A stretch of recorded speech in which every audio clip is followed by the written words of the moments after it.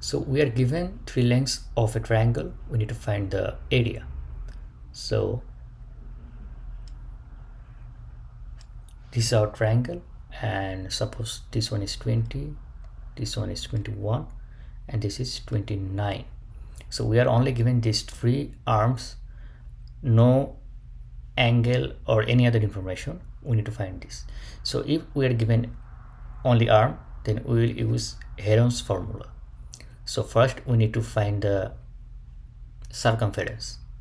So we know 2s is equal to 20 plus 29 plus 21, and s will be 20 plus 29 plus 21 divided by 2.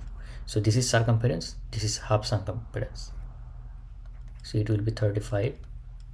And to find the area by Heron's formula, it will be root over s into s minus a, s minus b, s minus c, and ABC is the arms of the triangle, so we can assume this as a, this as b, this as c.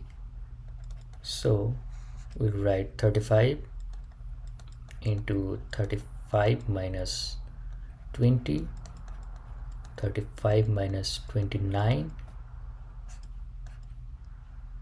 35 minus 21.